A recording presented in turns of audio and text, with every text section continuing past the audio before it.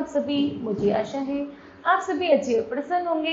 चलिए आज हम पढ़ते हैं पाठ 16 प्रदेश में बसा भारत। करते हैं इस पाठ की शुरुआत। ठीक है, आओ बात करें, क्या आप कभी विदेश घूमने गए हैं? दूसरा, भारत में और भारत के बाहर जाकर आपने क्या अंतर पाया? आगे है, यह अंतर क्यों है? अगला प्रश्न है बच्चों, पाठ के शीर्षक से क्या पता चलता है? ठीक है, चलिए इस पाठ का सारांश करते हैं। भारतीय मूल के लोग दुनिया में जहां भी बसे हैं वहां उन्होंने अपने देश की सभ्यता और संस्कृति का प्रसार किया है। अपने उत्सवों, धर्म ग्रंथों, भाषा और परंपराओं को उन्होंने प्रदेश में भी जीवित रखा है। इस पाठ में ऐसे ही कुछ देशों का जिक्र है जहां घूमने जाएं तो आपको अजनबी होने का एहसास होगा ही नहीं।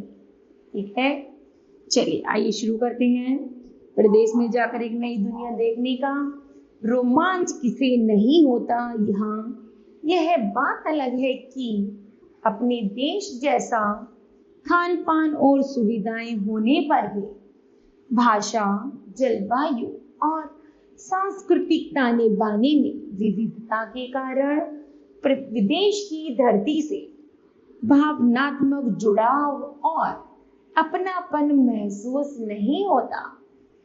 फिर भी कम से कम एक बार प्रदेश घूमने की तलब एक हर शख्स के मन में होती है। दुनिया में कुछ ऐसे ही देश हैं जहां कुछ देर घूमने के बाद आप भारतीय संस्कृति से ऐसी अभिभूत हो जाएंगे जैसे आप भारत में रहते हुए भी नहीं हो सकेंगे।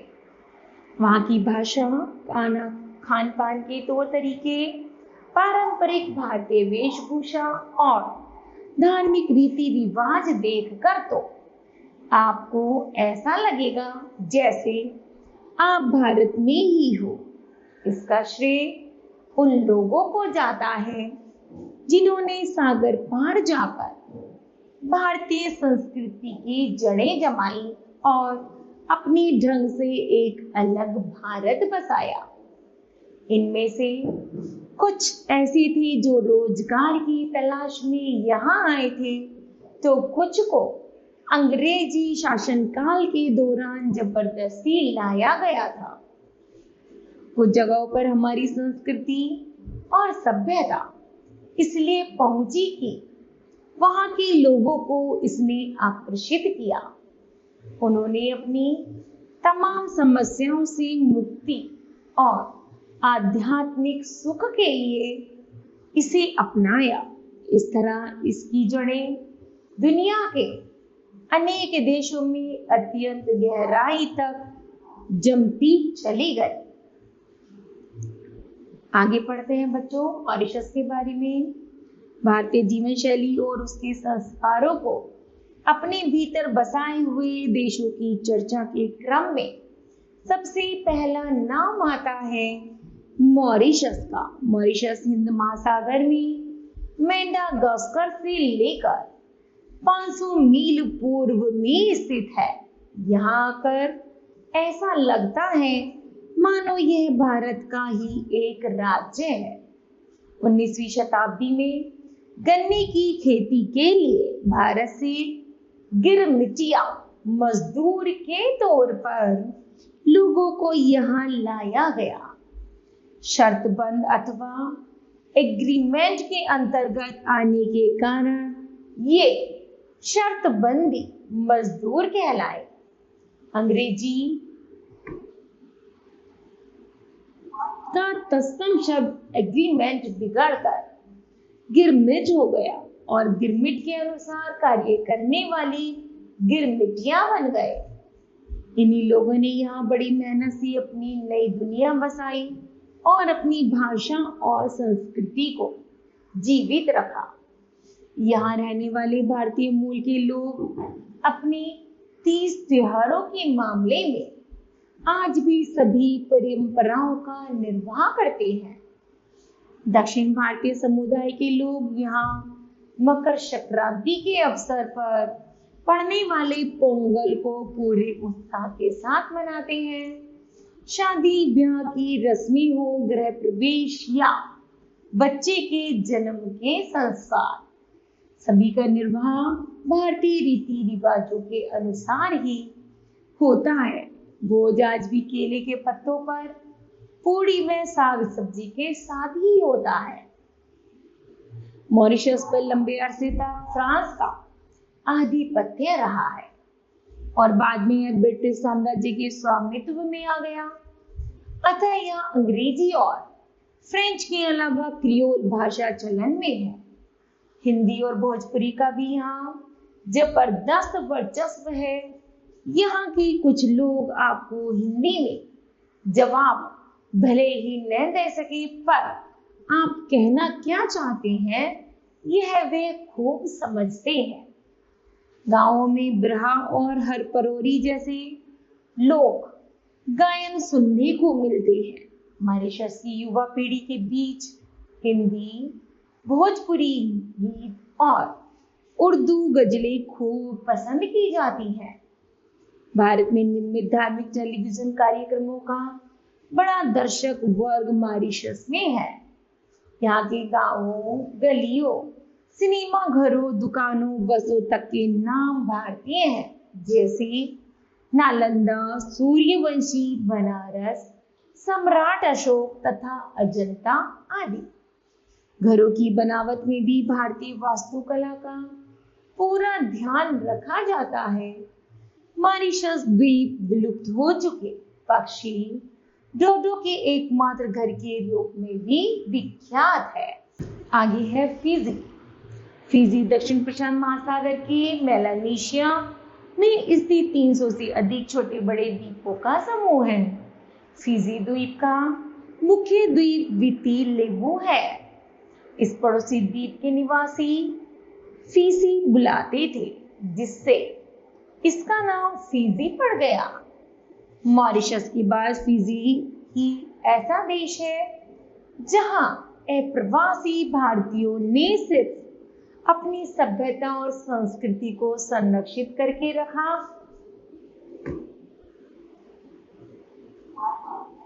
अपितु विविध क्षेत्रों में कामयाबी के परचम फहराए और वहां की लोकतांत्रिक व्यवस्था के सर्वोच्च पद प्रधानमंत्री तक पहुंचे।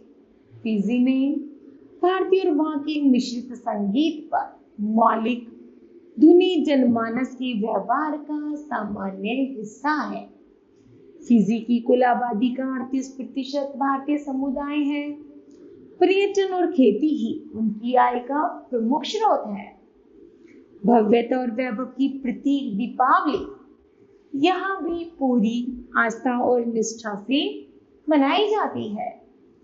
फिजियन भाषा और अंग्रेजी के साथ साथ हिंदी भी यहाँ संसद द्वारा मान्य राजभाषा है।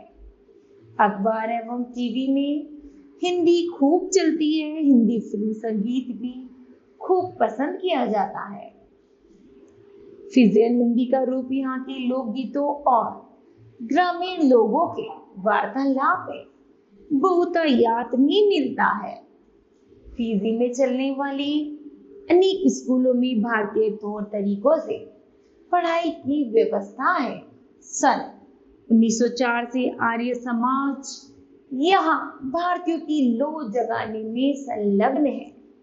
आर्य समाज द्वारा संचालित संस्थाएं यहाँ की शैक्षिक गतिविधियों में सक्रिय भूमिका निभा रही है। चलिए आगे थाईलैंड। थाई शब्द का थाई भाषा में अर्थ है आजाद। थाईलैंड का प्राचीन भारतीय नाम है श्याम देश। गौतम बुद्ध के प्रभाव वाले देश थाईलैंड में भारतीय का गहरा प्रभाव रहा है। बौद्ध मान्यताओं की उंगली थामे भारतीय संस्कृति हजारों वर्षों पूर्व थाईलैंड पहुंची थी। इसने वहां के परिवेश और उनके दिन प्रतिदिन के व्यवहारों को इस तरह प्रभावित किया कि आज यह उनके जीवन एवं दिनचर्या का महत्वपूर्ण अंग बन चुकी है। गेरुए वस्त्र पहने बौद्ध भिक्षु और सोने संगमर व पत्थर से बनी बुद्ध की मूर्तियां यहाँ आमतौर पर देखी जा सकती है। यहाँ की लगभग 95% नागरिक बौद्ध धर्म के अनुयायी हैं। यहाँ के बौद्ध मंदिरों की खूबसूरती लाजवाब है। यहाँ की भाषा में इन मंदिरों को वाट कहा जाता है। पूरी थाईलैंड में 18,000 से भी अधिक वाट यानी बौद्ध मंदिर हैं। इन मंदिरों में विभिन्न प्रस्तरों वाली छतें बनाई जाती हैं। कई मंदिर स्वर्ण मंडित गुंबद वाले हैं। बौद्ध मान्यताओं का केंद्र बिंदु करुणा है और थाई जीवन पर इसका अमिट प्रभाव है। थाईलैंड के पूर्व मुख्य न्यायाधीश न्यायमूर्ति फिदी कासेमसक द्वारा स्थापित ओरिएंटल कल्चर अकादमी प्राच्य संस्कृति प्रतिष्ठान में वेद, उपनिषद, गीता, पुराण तथा अन्य शास्त्रों की विधिवत अध्ययन के लिए चीनी व थाई भाषा के बाद संस्कृत भाषा का पाठ्यक्रम भी शुरू किया गया। चलिए आगे है कनाडा। कनाडा में भी भारत की खुशबू महसूस की जा सकती है। क्षेत्रफल की दृष्टि से यह विश्व का दूसरा सबसे बड़ा देश है। यहाँ की शादियों में ढोल नगाड़ों पर भारतीय और कनाडा के मूल फ्रेंच निवासियों को उसी जोश खरोश के साथ नाचते गाते देखा जा सकता है। मक्के की रोटी और सरसों का साग और लस्सी से अभी उतने ही वाकिफ है जितने की भगड़े और गिद्दे नाच से। कनाडा में लगभग एक सदी में तमाम भारतीय परिवार बसे हैं। आज यहाँ वे हर पर्व वैसे ही मिलकर मनाते हैं जैसे भारत में चाहे बैसाखी हो या लोहड़ी, दिवाली हो या नवरात्र। भारतीय परिधानों के लिए भी यहाँ के लोगों में जबरदस्त आकर्षण है। इसका जीता जागता उदाहरण है सरे शहर। इसकी सड़कों के किनारे भारतीय कपड़ों से सजी ढेरों पुस्तकें दुकानें दिखाई दी जाती हैं।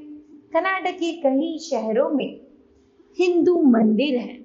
इनमें सरे में ही स्थित जय दुर्गा देवस्थानम की अपनी अनूठी शान है। कनाडा में छाए पंजाबियों के गिद्दे और गुजरातियों के गरबे की गूंज से ऐसा प्रतीत होता है कि भविष्य में यह देश भारतीय संस्कृति का ही सहोदर हो जाएगा। दक्षिण अमेरिका के उत्तर पूर्व में स्थित गुयाना भारतीय मूल्यों एवं संस्कृति के कारण विख्यात है।